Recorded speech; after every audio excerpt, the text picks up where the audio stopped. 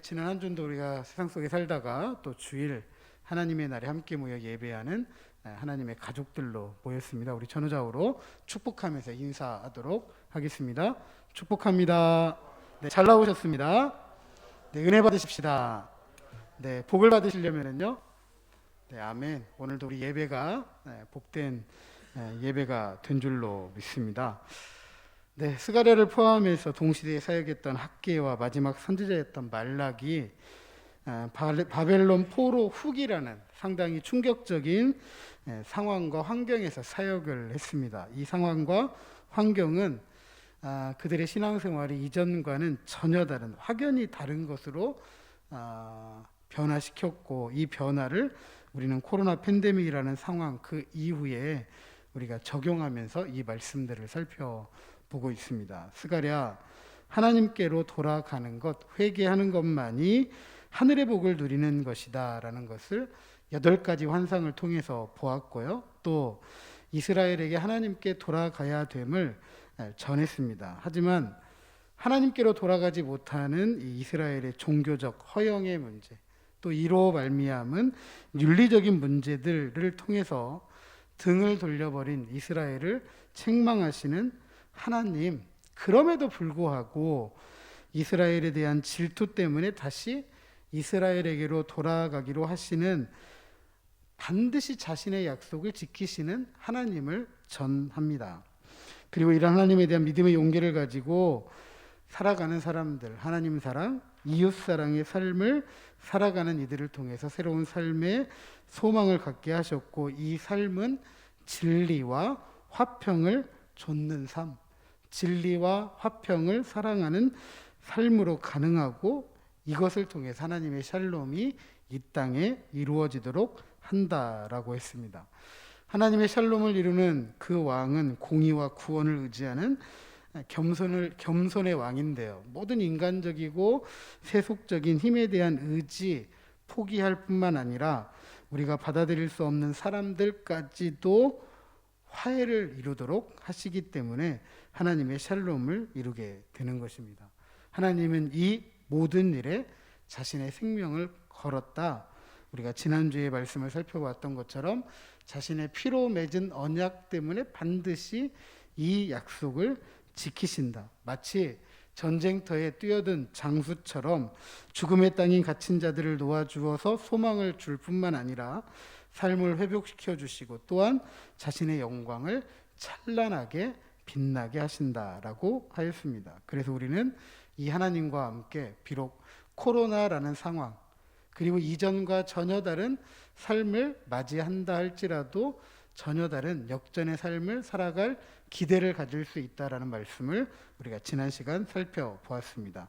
자, 오늘 본문 앞선 9장 17절에 보면 그 형통함과 그의 아름다움이 어찌 그리 큰지 곡식은 청년을, 새 포도주는 처녀를 강건하게 한다라고 했습니다. 이 말씀, 풍성한 삶, 이 풍성한 삶을 위해 반드시 필요한 것이 무엇이냐 하면 비입니다. 그래서 오늘 본문은 비에 대한 이야기로 시작합니다. 오늘 본문에 봄비라고 말을 하고 있습니다. 종종 성경에는 늦은 비로 알려진 비입니다. 이스라엘에게 있어서 봄비는 추수 시기, 추수 직전에 이 건조한 시기가 있는데, 이 건조한 시기 6월에서 9월 사이에 이전 4월과 5월에 걸쳐 내리는 이 마지막 비를 말할 때 늦은 비이다, 봄비이다 라고 이야기합니다. 농작물의 풍성한 추수를 위해서 절대적으로 필요한 것이 바로 봄비, 늦은 비입니다. 적시에 내리는 이 늦은 비, 봄비는 그 해의 풍년을 보장하는 보증 수표와도 같은 것이었고요. 이 보증 수표와 같은 이 봄비를 성경에서는 종종 은혜의 비라고 표현합니다. 우리 찬송은 이렇게 표현하죠. 가물어 메마른 땅에 단비를 내리시듯. 이처럼 비는 다시 솟생케 하는 하나님께서 주시는 축복이자 은혜에 대한 상징이고 완성을 의미합니다. 자, 이런 봄비를 주관하신 하나님께서 오늘 비를 구하라라고 권면하고 있습니다. 1절 말씀, 봄비가 올 때 여호와 곧 구름을 일게 하시는 여호와께 비를 구하라. 무리에게 소낙비를 내려서 밭의 채소를 각 사람에게 주시리라. 은혜를 구하라는 것입니다. 그렇게 은혜를 구할 때 하나님께서 주신다. 은혜를 주시는 분이시다. 은혜를 구하는 자들에게 은혜를 주시는 분이라고 하는 것입니다. 그러나 항상 하나님께서 이 비를 내려주시는 것이 아니다라는 것도 우리는 기억해야 됩니다. 그것은 언약 백성의 순종, 즉 피로 맺은 언약에 대해서 신실하신 하나님께 언약 백성들이 신실할 때에만 주어지는 비입니다. 그러니까 은혜는 우리가 무조건 구한다고 해서 받을 수 있는 것이 아니라는 거예요. 은혜를 구할 때 은혜를 구하는 사람에 대한 언약적 신실함이 필요하다는 거죠. 하나님께서 자신의 언약에 신실하신 것처럼 하나님과 언약을 맺은 언약 백성들도 그 언약에 하나님 앞에서 신실해야 된다. 변하지 않아야 된다라는 사실입니다. 예레미야 5장 24절과 25절에 보니까 또 너희 마음으로 우리에게 이른 비와 늦은 비를 때를 따라 주시며 우리를 위하여 추수 기한을 정하시는 우리 하나님 여호와를 경외하자 말하지도 아니하니 너희 허물이 이러한 일들을 물리쳤고 너희 죄가 너희로부터 좋은 것을 막았다라고 하였습니다. 하나님의 백성들은 풍요의 보증수표를 주관하시는 하나님 한 분에 대한 신실함을 기억해야 됩니다. 그런데 2절 말씀에 보니까 신실하신 하나님 앞에서 백성들이 신실하지 못하도록 방해하는 결정적인 요인들이 있습니다. 그것은 드라빔, 즉 우상이죠. 또 복술자, 점쟁이, 또 꿈을 해몽하는 사람들, 그래서 백성들을 거짓되이 인도하는 그런 목자들이었습니다. 다시 말해서 이스라엘 백성들이 참된 축복과 은혜, 성장과 완성의 보증수표를 주관하시는 하나님께 신실하도록 지도하고 이끌어 가야 될 인도자가 된 이 목자가 우상과 점쟁이 그리고 꿈해몽을 하나님처럼 섬기도록, 그래서 거짓 신들에게 풍요의 보증수표를 구하도록 했다라는 사실입니다. 그런 목자들을 따른 그들의 신실하지 못한 행동의 결과 뻔합니다. 성경은 이렇게 이야기합니다. 우상들에 대해서 입은 있지만 뭘 못하죠? 말은 못해요. 귀는 있지만 듣지는 못해요. 눈은 있지만 보지를 못합니다. 그런 신들, 보지도 듣지도 말하지도 못하는, 그래서 우리가 구하는 것을 줄 수 없는 신들에게 구하는 행위 자체가 어리석다. 즉 받을 수 없는 행위이다라고 가르칩니다. 그래서 2절 중반절에 보니까 그 위로가 헛되다. 오히려 백성들이 양같이 유리하며 목자가 없으므로 곤고를 당한다라고 하였습니다. 오늘 우리 코로나 이 상황 참 1년이 넘도록 우리가 그 한가운데 살아가고 있습니다. 어제 인터넷 뉴스를 봤더니 빌 게이츠라는 분이 코로나는 2022년에 종식될 것이다 이렇게 이야기를 했습니다. 2022년에 종식되는 이유도 우리에게는 백신이 있기 때문에 종식이 된다. 그러니까 전 인류가 백신을 다 맞아서 집단 면역을 이룰 때에 코로나도 종식이 된다. 이렇게 표현했다라고 생각이 됩니다. 2022년이면 1년하고도 조금 더 살아야 되는데 큰일 났습니다. 근데 이 상황을 지나가면서 여러분도 잘 아시다시피 많은 분들이 이야기를 합니다. 많은 분들이. 나라의 지도자들도 이야기하고, 나라의 방역을 담당한 사람들도 이야기하고, 정치인들도 이야기하고, 심지어 저도 이야기하잖아요. 그죠? 네. 여러분들도 이야기하시죠? 네. 많은 사람들이 이야기를 합니다. 종종 이제 TV를 보게 되는데, TV를 보면 좀 제가 이렇게 표현해서 죄송합니다. 잘난 사람들은 참 많더라고요. 네. 모두가 다 이렇게 해야 된다, 저렇게 해야 된다, 다 한마디씩 하더라고요. 근데 그렇게 변하는 건 없는 것 같습니다. 그렇게 크게. 그냥 오늘을 살아가니까 버티고 있으니까 시간이 지나가고 있는 거지, 이렇게 말하고 저렇게 말한다고, 이 사람이 말한다고 저 사람이 저렇게 말한다고 어떤 변화가 있는 것은 아닌 것 같아요. 그냥 국민들이 버티고 살아가고 있어서 이만큼 지나가고 있는 건 아닌가, 이런 생각도 하게 됩니다.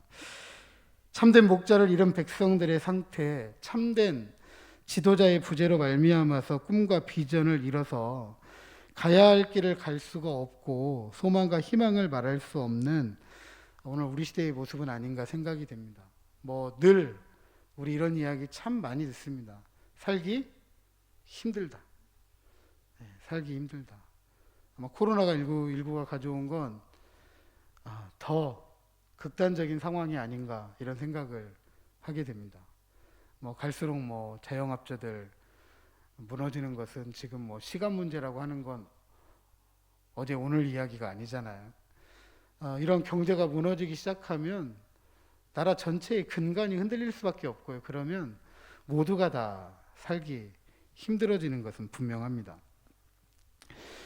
이런 신음과 안타까움을 우리가 끊임없이 듣고 있죠. 이런 고통스러운 삶, 결국 교회의 안타까움이기도 합니다. 교회는 딴 세상 살아가는 사람들 아니잖아요. 교회도 이 세상에 뿌리를 두고 살아가고 있기 때문에 나라가 어렵다, 사회가 어렵다, 결국 그것은 교회가 어려운 일이고 성도들의 어려움이기도 마찬가지입니다. 조국교회를 이끌어간다고 하는 교회의 지도자들이라고 한다면 이런 신실하신 하나님에 대한 말씀, 그 말씀을 바로 해석하고 전함으로 하나님 나라의 꿈과 비전을 말할 수 있어야 된다라고 생각이 됩니다. 그리고 그런 나라를 통해 주어지는 이 땅의 소망과 희망을 가지고 선포해야 할 것도 있죠. 그래서 교회의 성도들은 그 나라를 생각하고 그 나라를 꿈꾸고 그 나라를 믿음으로 받아들이기 때문에 살맛 나는 신앙생활, 기쁘고 즐거운 믿음 생활, 이런 신앙과 믿음에 대한 결실이 있는 삶이 되어야 되지 않을까 생각이 됩니다. 또 그리고 그런 결실이 있는 삶은 단지 성도들만을 위한 것이 되어서는 안 되고 교회를 위한 것만이 되어서는 안 될 것입니다. 앞서서 끊임없이 스가랴가 하나님의 말씀을 전했던 것처럼 진리와 화평을 통해서 하나님의 통치 때문에 주어지는 하나님의 샬롬을 우리 이웃과 나누고 이 땅에 성취하고 이루어 가야 하는 것입니다. 그래서 세상을 축복하며 세상에 소망을 주는 조국교회, 그렇게 다시 일어서야 될 것입니다. 그래야 할 때 하나님의 거룩한 영광이 찬란하게 빛나도록 증거되고 나타날 것이기 때문입니다. 하지만 만약 지도자들이 그렇지 못하다라고 한다면, 즉 하나님께 신실하지 못하다라고 한다면 3절 상반절의 경고의 말씀을 우리는 들어야 합니다.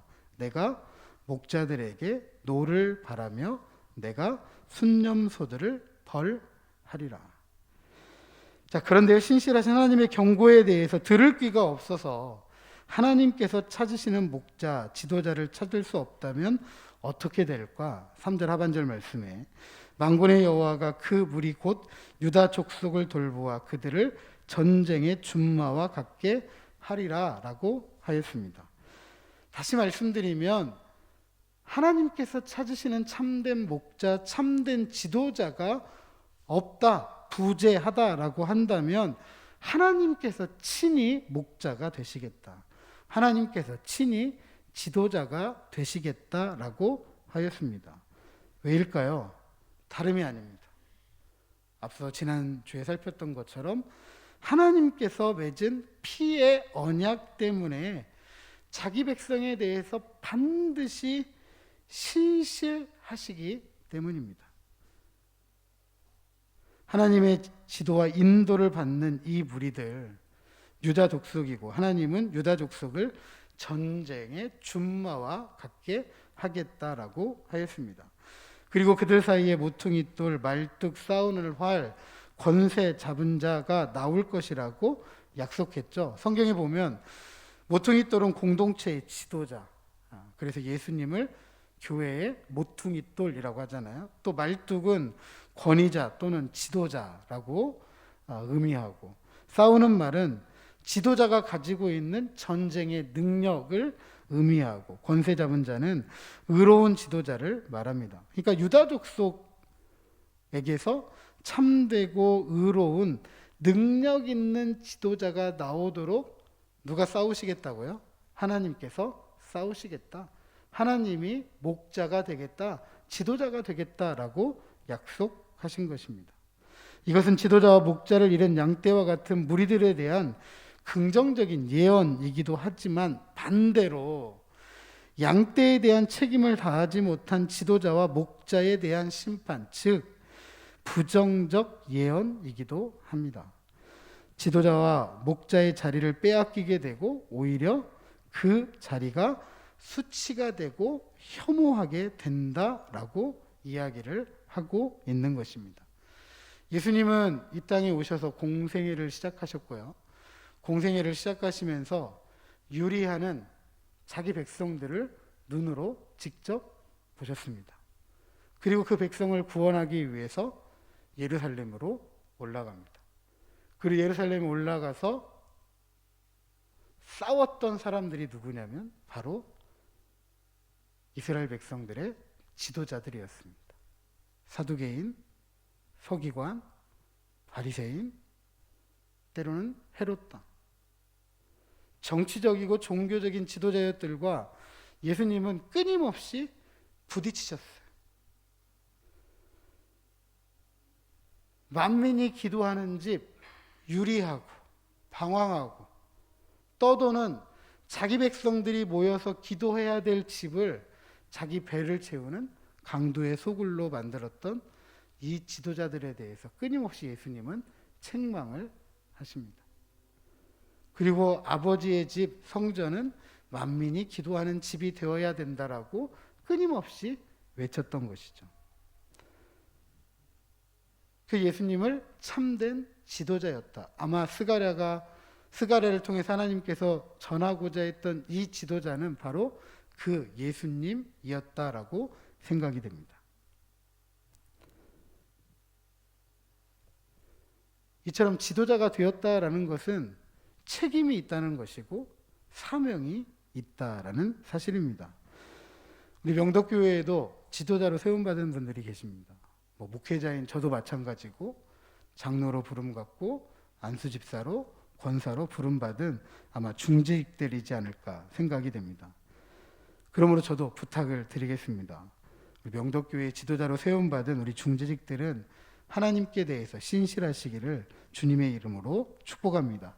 그리고 하나님께서 불러 모아주신 하나님의 백성들인 명동의 가족들을 쉴만한 물과 푸른 초장으로 인도하는데 부족함이 없이 쓰임받으시기를 주님의 이름으로 축복합니다. 그래서 5절에 이런 지도자들을 이렇게 표현합니다. 용사. 이 용사가 싸울 때 하나님께서 함께 하시면 원수를 진흙 중에 밟을 뿐만 아니라 말탄 자를 부끄럽게 한다라고 하였습니다. 예수님의 끊임없는 책망 때문에 이스라엘의 종교적, 정치적 지도자들은 부끄러웠습니다. 그래서 틈만 나면 예수님을 어떻게 하려고 했죠? 죽이고자 모의했습니다. 전혀 정치적으로 색깔이 맞지 않아요. 흔한 말로, 요즘 말로 여당과 야당이 어울리면 쌈만 하는 그런 사람들이었는데, 그런 세력들이었는데 자신들이 부끄럽게 되자 서로 정치적 색깔이 맞지 않은 종교적 지도자들, 정치적 지도자들이 한 마음으로 예수님을 죽이려고 하는 거예요. 예수님은 그런 이들과 싸운 거죠. 마치 용사처럼.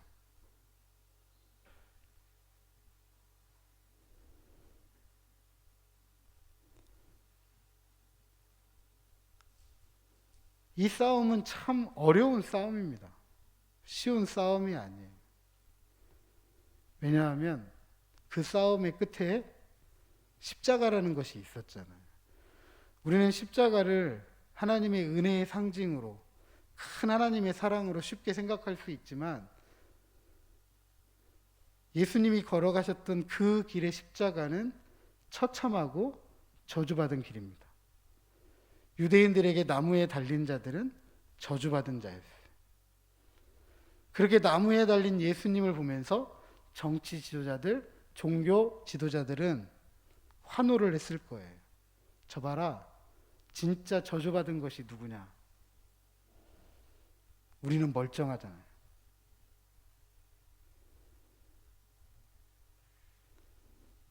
결국 쉬운 싸움은 아니지만 예수님은 그 길을 걸어가셨고 하나님은 자기 아들을 통해서 그 일을 하도록 하신 것입니다.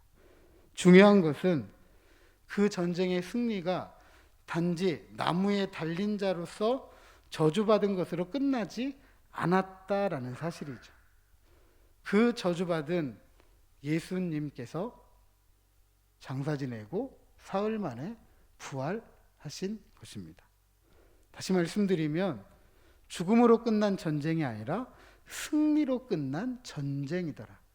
하나님께서 전쟁터에 용사로 나가서 싸우시는 싸움은 보장된 승리가 있는 싸움이더라라는 사실입니다. 다시 말씀드리면 하나님께서 함께 하시는 전투, 하나님께서 함께 하시는 싸움은 언제나 항상 완벽한 승리를 보장받는 싸움과 전쟁이다라는 사실입니다. 그래서 우리가 잊지 말아야 될 중요한 신앙의 진리가 있다라고 한다면 그것은 바로 이것입니다. 저를 한번 따라서 하시죠. 하나님이 우리와 함께 계신다. 아멘. 어떠한 상황과 환경과 여건 속에 놓여 있을지라도 누가 함께 하세요? 하나님이 함께 하세요. 예수님의 가르침을 듣기 위해서 수없이 많은 사람들이 예수님을 줬습니다. 성경에 보니까 5,000명이 쫓아왔다고 이야기해요. 보통 성경에 숫자를 이야기할 때 이 숫자는 여자들 빼고 아이들 빼고 다 큰 성인만 이야기합니다. 그러면 거기에는 이 5,000명 외에는 여자도 있었고 아이들도 있었을 거예요. 그래서 보통 한 2만 명 정도 된다, 3만 명 정도 된다 이렇게 표현을 합니다. 그런데 밤이 되었어요. 집도 안 가요. 그냥 예수님만 쫓아가는 거예요. 그 시간이 되니까 배고플 시간이 되잖아요. 그렇죠? 예수님이 제자들에게 이야기합니다. 야, 먹을 것 좀 줘라 라고 이야기하니까 제자들은 먹을 거 없는데요. 저 사람들 먹으려면 돈이 이만큼 필요한데요. 우리는 아무것도 없는데요.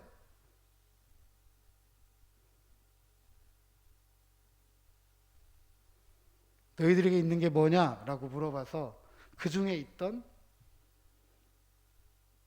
떡 5개하고 물고기 2마리를 예수님 앞에 가져옵니다. 예수님이 물고기 2마리와 떡 5개를 축사하시고 나눠주라 했더니 다 배불리 먹고 몇 광주리가 남았대요? 12광주리가 남았대요. 아멘. 아멘. 누가 계셨기 때문에 가능해요?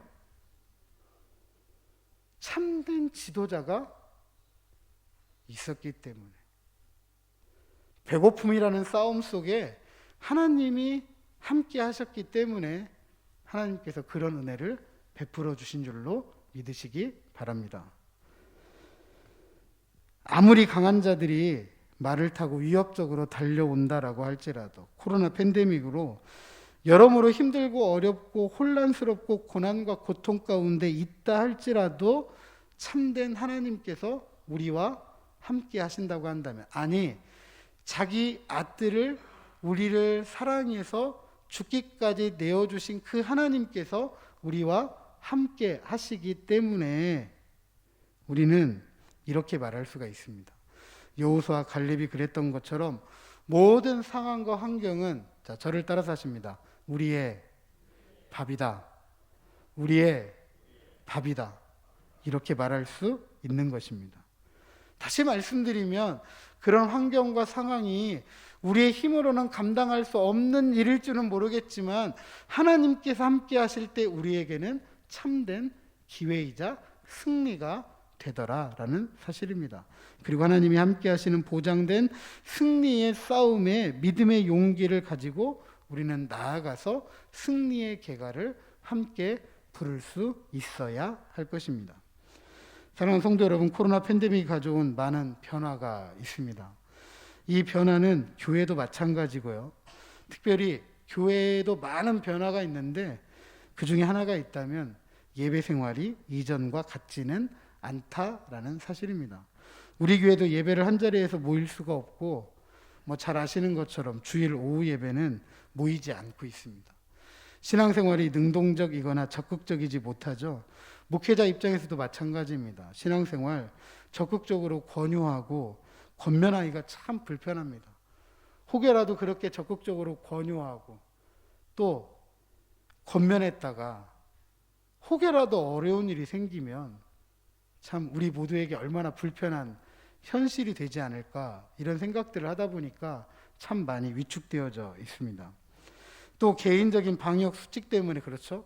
조그만 몸에 이상이 있으면 예배 출석 자제해야 되죠. 저도 마찬가지입니다. 수요일, 주일 설교를 해야 되는 입장이기 때문에 혹여라도 앞에 서서 콜록콜록 기침하거나 이러면 참 앉아서 함께 예배를 하고 있는 여러분들도 그렇게 보기 좋지는 않을 거예요. 서로 불편하죠. 저도 몸에 조금 이상이 있다고 한다면 설교단에 설 수 없다는 생각을 자꾸 하게 되다 보니까 조금만 몸에 이상이 있으면 그게 느껴지면 저도 자꾸 자제하게 돼요. 새벽 기도도 쉬게 되고 자꾸 움츠려들고 위축됩니다. 그러다 보니까 모든 예배가 솔직히 어려워요. 최근에 수요 예배, 새벽 기도에는 말로 할 수 없을 만큼 참 많이 무너져 내리고 있습니다. 우리 신앙생활이 코로나 팬데믹으로 위축되는 것도 많지만 한편으로는 이것을 기회 삼아서 조금 편하게 생각하고 있는 것은 아닐까, 저 개인적으로 묻기도 합니다. 모든 습관이 그런 것처럼 습관을 만드는 것은 참 어렵습니다. 한국교회가 주일 예배, 주일 오후 예배, 수요 예배, 새벽 기도회, 금요 기도회, 다양한 성경 공부 이렇게 만들어낸 것은 하루아침에 일구어진 게 아니에요. 오랜 습관을 통해서 만들어졌던 거죠. 그런데 습관이 무너지는 것은 너무나 쉽습니다. 제가 가끔 가는 전주에 한 식당이 있습니다. 이 식당은 장로님과 권사님과 그리고 가족들이 함께 경영하는 곳이거든요. 이곳은 식당이 있을 만한 곳이 아닙니다. 많은 분들이 찾아올 만큼 가격도 좋고 맛도 좋기 때문에 한적한 시골 마을 한복판에 있습니다. 이런 곳에 식당이 있을까라고 생각이 되는 그런 곳이거든요. 자, 하지만 어느 식당과는 좀 다릅니다. 물론 장로님 권사님이시기 때문에 주일 쉬고요. 많은 그리스도인들이 이 정도는 합니다. 그리고 수요일은 점심만 장사합니다. 수요 예배 가시려고요. 아마 이렇게 장사하시는 분도 종종 있겠지만 대부분 그렇게 하지는 않을 것입니다. 주일 예배보다는 수요 예배가 조금 덜 중요하게 여겨지잖아요. 그런데 이 식당은 음료수는 팔지만 술을 팔지는 않습니다. 술은 개인적으로 가져와서 드시면 되는 식당입니다. 네. 거의 모든 그리스도인들이 자신이 술을 마시는 것에 대해서 기피하고 절제하죠. 그런데 식당에서 이렇게까지 하는 경우는 거의 없습니다. 뭐 저희 교회 당회록 보면 예전에 잘 모르지만 술을 판매하시는 분이 있었던 것 같아요. 그런데 술을 판매하지 못하도록 교회 당회에서 권면하고 또 그랬더니 술을 판매하지 않았다, 이런 기록이 있는 걸 제가 보았습니다. 그런 신앙의 흔적들을 참 많이 가지고 있었습니다. 하지만 오늘 우리 시대에 이런 신앙의 모습을 찾아본다는 것은 결코 쉽지는 않습니다. 이 식당의 장로님, 권사님은 모든 상황과 환경에서 자신들이 지켜야 될 신앙의 용기 있는 모습 가지고 지켜가고 있습니다. 그런데 이 모습이 어제 오늘의 이야기가 아니라 원래 이분들이 오래전부터 그렇게 해왔던 신앙의 습관입니다. 제가 이 식당을 안 지가 한 20년 되는데요. 그때부터 지금까지 그랬으니까 오래된 신앙의 습관입니다. 저는 우리 교회도 코로나 팬데믹이 가져온 여러 변화 속에서 우리가 지켜야 될 신앙의 모습을 지키기 위한 용기가 필요하다라고 생각이 됩니다. 그건 제가 이야기하고 이야기하지 않고 이런 문제는 아닌 것 같습니다. 교회의 지도자로서 중재직이라고 한다면 하나님께서 함께 하시는 신실한 삶을 성도들에게 보여줄 수 있어야 합니다. 저는 여러분들에게 부자가 되라, 성공해라, 주의를 붙잡아라, 명예를 지켜라, 이런 말씀 드리는 것 아닙니다. 앞선 이 식당의 장로님과 권사님처럼, 그리고 우리 교회 오래전에 당회의 그런 권면을 듣고 그 권면에 순종하고 신앙의 습관을 만들었던 것처럼 어떤 상황에서도 우리도 우리의 신앙 습관을 용기 있게 지켜갈 수 있어야 된다라는 사실입니다. 그것이 하나님께서 함께 하신다라고 하는 우리들의 삶의 증거이기 때문에 그렇습니다. 좋을 때는 누구든지 할 수 있어요. 하지만 어려울 때, 힘들 때, 혼란스러울 때, 바로 그때 하나님께서 나와 함께 하신다라는 것을 무엇으로 증거할 수 있느냐? 여전히 바로 그 자리에서 하나님을 찾고 구하고 하나님을 만나는 것이 바로 하나님이 함께 하시는 삶의 증거이다라는 사실입니다. 그래서 교회의 중재직으로 세움받은 우리 장로님, 또 안수 집사님, 권사님들은 이런 상황과 환경 속에서 목사가 해라, 하라, 하지 말라, 이것이 아니고요.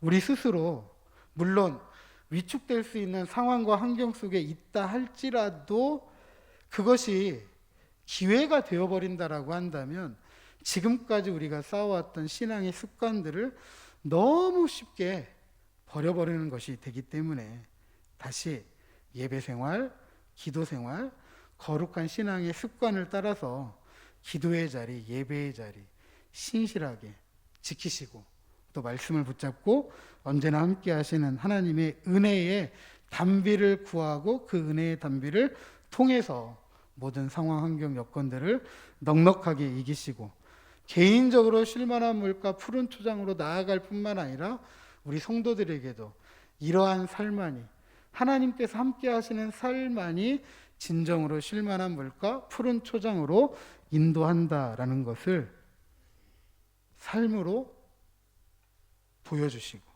그런 삶을 통해서 주어지는 참된 승리의 거룩한 기쁨의 노래를 우리 함께 힘있게 부르는 우리 모두가 되시기를 주님의 이름으로 축복합니다.